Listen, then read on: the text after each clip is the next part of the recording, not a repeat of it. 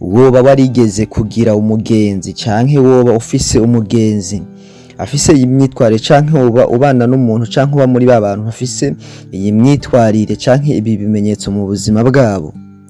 Uyu munsi ngiye kukubwira zimwe mu ngeso zitandatu ziranga umuntu afise umutima mubi, umutima atari umutima gakoko wa wundi twita ngo n'ukoroga yoroga,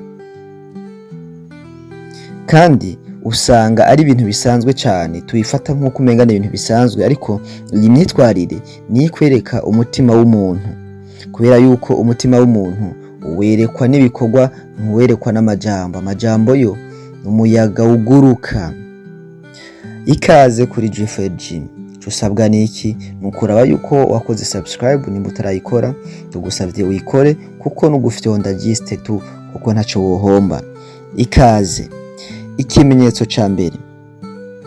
Ikimenyetso ca mbere kikwereka yuko umuntu muri kumwe canke umugenzi wawe afise umutima mubi, ni wa mugenzi ubwira amahigo wagize, wenda warosa akazi canke ibi byaciyemo canke wahuye n'umuntu agukorera kanaka bishise nk'umukobwa canke umuhungu wahuye n'umuntu mwiza, muraganira murahuza ivyiyumviro, wabibwira umugenzi wawe canke umuntu uwo muntu akwegereye, ukumva arakumvije, hanyuma akubwiye ijambo felicitation, vyagenze neza, wawe umugenzi wanje, hanyuma akarenza ko akajambo kavuga ngo abandi bosha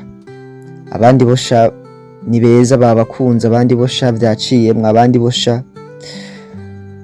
Uyu muntu uzokwitondere aka kajambo arengejeko, kubera yuko akajambo gasiguye vyinshi, naho yoba yakubwiye yuko felicitation canke naho yoba yakweretse yuko avyishimiye, biramutse arengejeko aka kajambo uzomenye yuko hariho ikintu kitameze neza indani mu mutima wiwe. Iki nico kimenyetso ca mbere kiranga umuntu afise umutima mubi. Ikimenyetso ca kabiri ni wa muntu ubwira ibintu vyawe ko vyanse gucamo canke ibintu vyawe biri kubigenda nabi, ukumva akubwiye ngo, akakubwira nk'umuntu aguhumuriza ngo ntaco, ngo bizogenda neza, ngo jewe ngo mugabo ngo nabona umenga biriya bintu bizoca, mugabo akabikubwira atuje mu majambo yoroheje nk'uko umenga ariko araguhumuriza, hanyuma ukumva arengeje ko akajambo ngo jewe nabona ko bitari gukunda, ngo basubona nanje ntabayeho, mwega naje bijya ngo warugiyemwo ngo ntavyo mfise kandi abona ko mbayeho, ngo reka sha mugenzi wanje tuzobaho. Uko uramwumviriza uba wumva umenga n'umuntu ariko araguhumuriza, ariko aya majambo akoreshwa kenshi n'abantu mu mitima yabo bafisemo kakantu bita umuhari, kakantu katameze neza, kubera yuko iyo umuntu umubwiye yuko ibintu vyawe bitaciyemwo ari umuntu afise umutima mwiza, arababara, kandi aya majambo siyo akoresha kugira ngo aguhumurize canke kugira ngo agutere intege, kuko hari amajambo ugiye urayumva uco soma umuntu uko ateye canke nuko ameze mu mutima wiwe. Ikimenyetso ca gatatu kizokwereka yuko uwo muntu afise umutima mubi, ni wa muntu iyo muriko muraganira canke muriko murayaga canke muri kumwe akuganiriza ibintu vy'abandi, naho nyene kuganira n'umuntu muganira ku bintu vy'undi muntu si bibi, ahubwo akuganiriza ibintu vy'undi muntu muri kote negative, mu ruhande rubi. Nukuvuga yuko muriko muraganira akuganiriza amakosa y'uriya muntu, akuganiriza amakosa y'uriya muntu, akubwira ibintu bibi, akakubwira ingene atabwenga agira, akakubwira ingene avuga abandi bantu nabi, akakubwira ingene yifata nabi, kugira ngo yumve ico uvuga, hama nazogenda kimushira avuga ati naka yavuze ibi, naka yakuvuze ibi nibi. Ariko nk'umuntu w'ubwenge, iyo umuntu akuzaniye amajambo ngo bakuvuza ibi, banaka bakuvuza ibi nibi, uzumubaza uti mwamaranye umwanya ungana gute, ati byamaze umwanya ungana gute, niyo kubwira umwanya vyamaze, uce umubaza uti weho wavuze iki.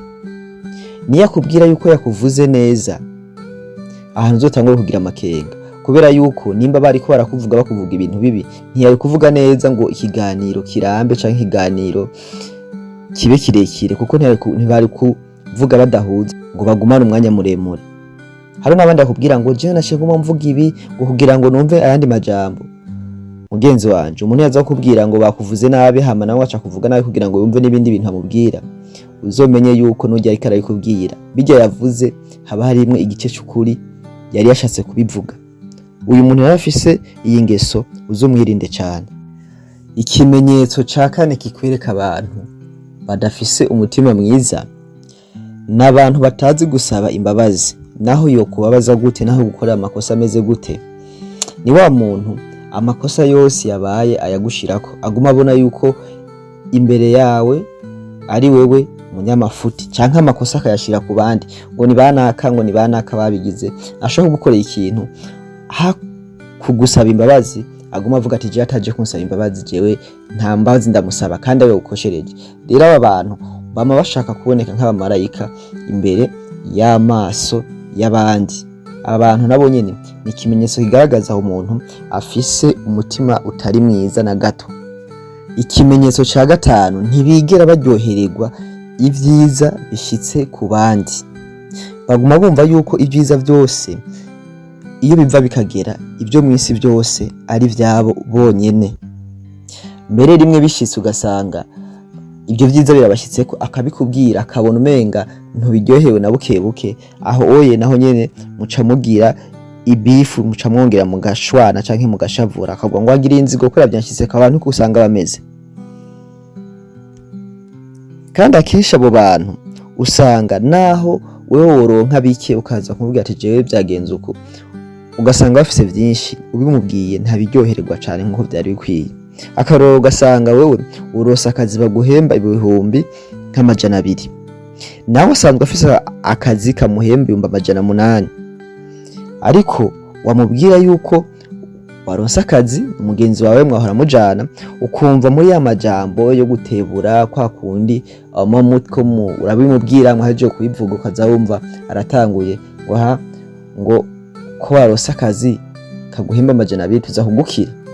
Yewe yarasanzwe agafise, we nta nako warufise, mugabo aciye atangwa gushiramo utwo tujambo. Uyo muntu naho uzoba ari umugenzi wawe mutarashwana, atakintu na kimwe murapfa, ni watangura kumva utwo tujambo konyene, uzotangure kumenya yuko uyo muntu atari mwiza na gato. Ikimenyetso ca gatandatu, aba bantu usanga bafise utujambo ducumitana.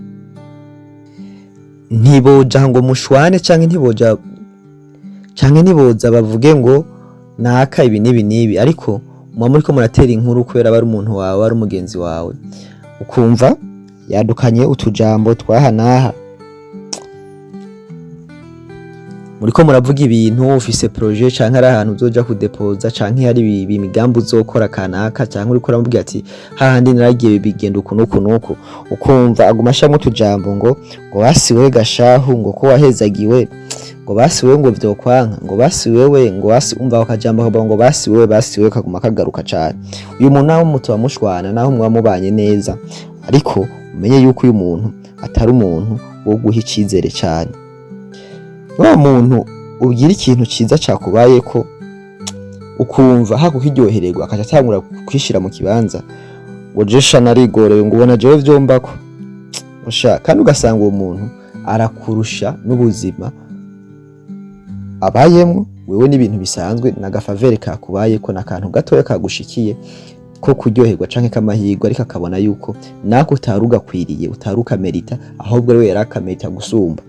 Rero aba bantu canke nimba ufise umugenzi afise ibi bimenyetso, ntimurashwana ntaco murapfa, umenye yuko utangura kumugendera buke kubera yuko uyu muntu azoba ariko arakugaragariza ibimenyetso bitari vyiza ku mutima wiwe.